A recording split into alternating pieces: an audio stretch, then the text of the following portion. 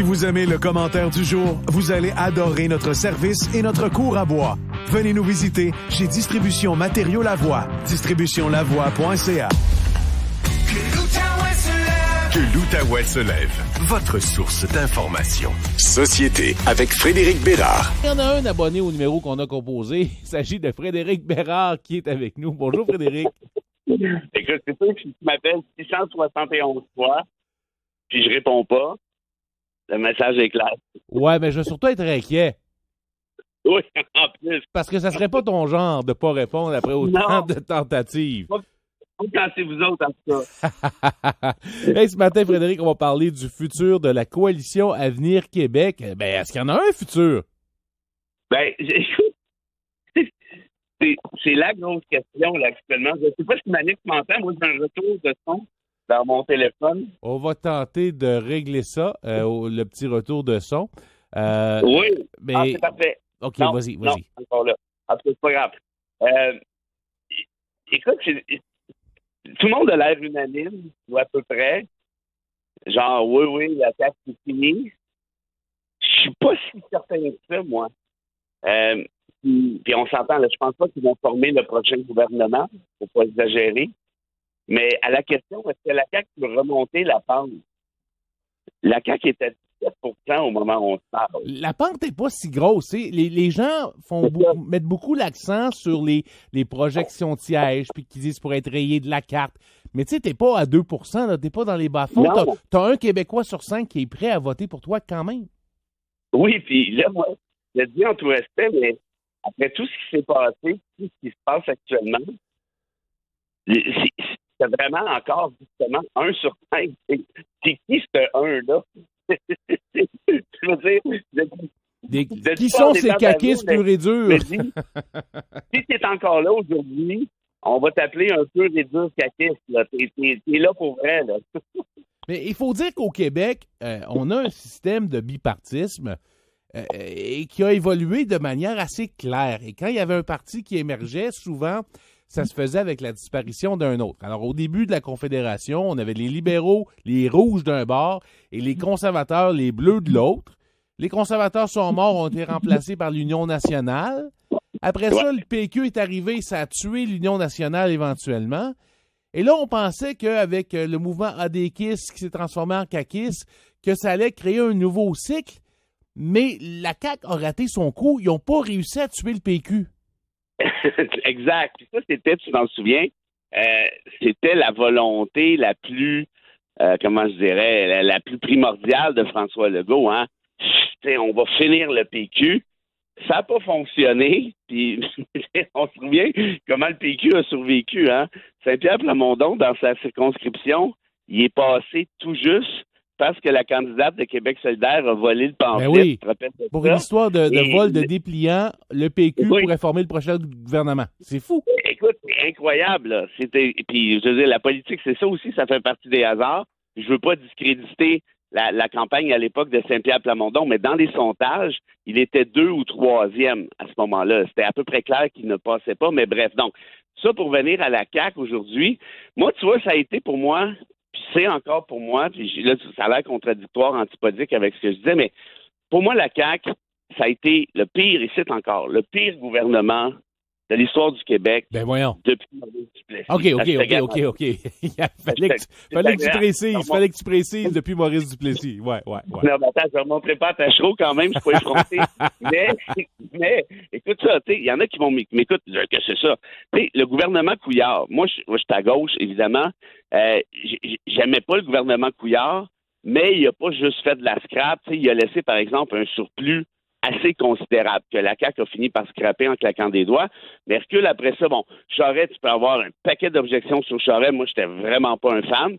Mais reste qui est arrivé avec quelques réalisations concrètes qui ont d'allure. T'sais. Après ça, tu redescends. Entre les deux, évidemment, Pauline Marois était là à peu près une fin de semaine, mais elle a fait des choses intéressantes.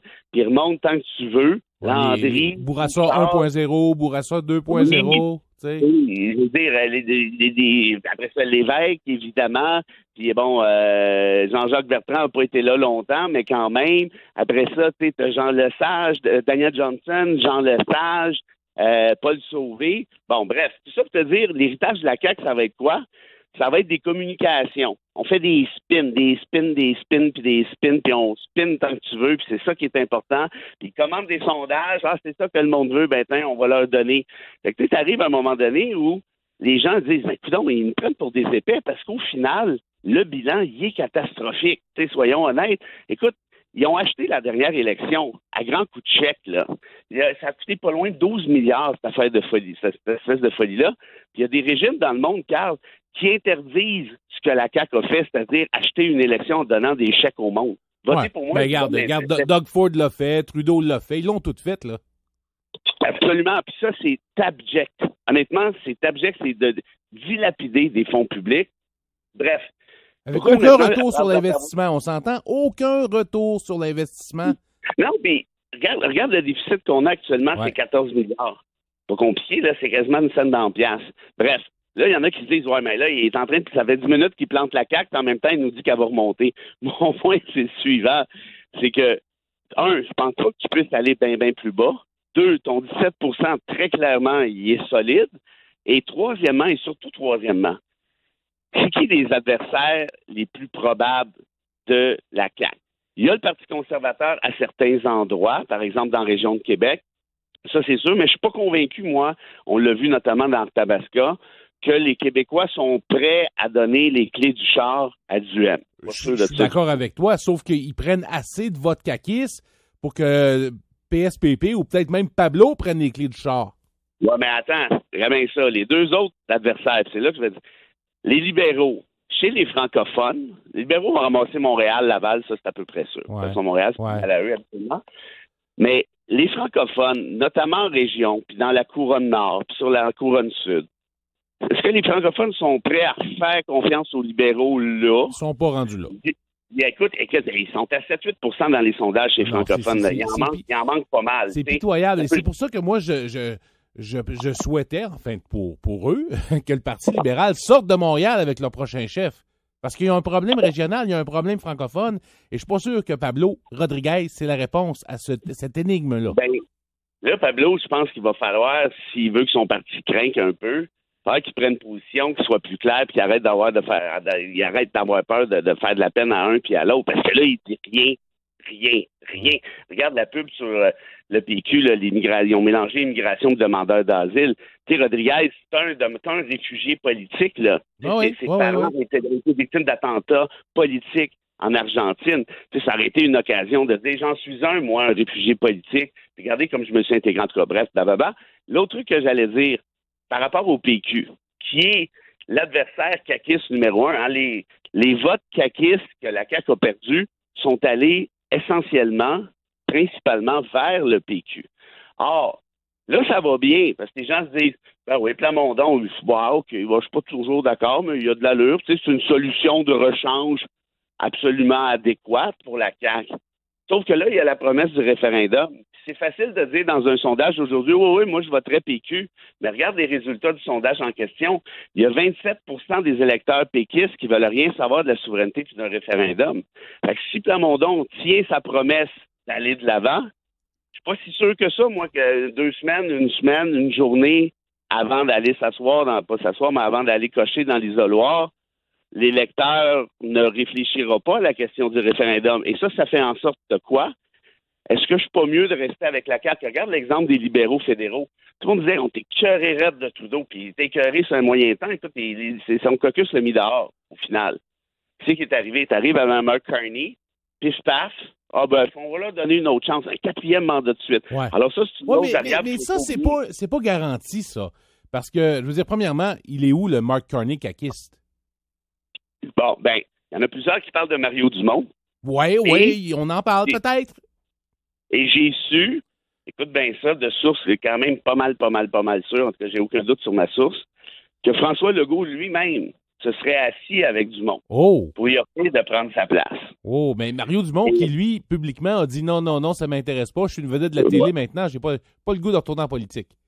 Oui, mais évidemment, de toute évidence, même si ça y tente, il va pas dire le contraire. Il va pas dire oui, ça me tente, laissez-moi faire une autre année à TV à 600 000, puis après ça, j'y vais. Évidemment qu'il n'y a pas le choix de dire ça. Mais l'idée, c'est que si Legault lui-même commence à solliciter du monde parce qu'il veut pas voir son parti être rayé de la carte. Oui, puis il sait très bien que ça ne sera pas Geneviève Guilbeault, François Bonnardel, ou tu sais, qui que ce soit là, qui peut prendre sa place.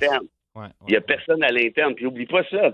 Tu sais, Dumont, lui, il veut faire de la politique là, depuis qu'il est à la prématernelle. Là. Okay? Il a toujours voulu faire de la politique. Et là, tu lui offres sur un plateau d'argent l'idée de devenir premier ministre sans même se faire élire, comme Mark Carney, puis après ça, tu iras en élection.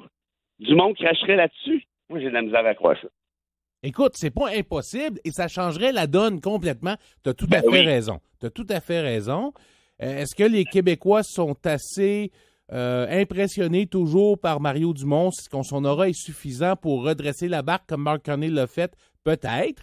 C'est sûr que tu sais, il y a cette possibilité-là, mais ça serait tout un revirement de situation. Ceci dit, Mario Dumont, dans un débat avec Paul Saint-Pierre Plamondon, Éric Duhaime et même Pablo, je pense que ça serait le meilleur joueur sur la glace, là. Là, Pablo, il faut qu'il trouve ses repères, ça, c'est sûr. Paul commence à être à l'aise pas mal, mais il est pogné avec son option du référendum. Ça, c'est sûr que tout le monde va y taper sa tête. Duhaime va le faire, Rodriguez va le faire, et Dumont a plus forte raison. Et côté communicateur, Dumont est clairement, ça je suis d'accord avec toi, le plus fort des quatre. Ouais. Puis là, tu vois, on parle pas de Québec solidaire, on les a écartés. Et moi, je veux juste soulever ceci.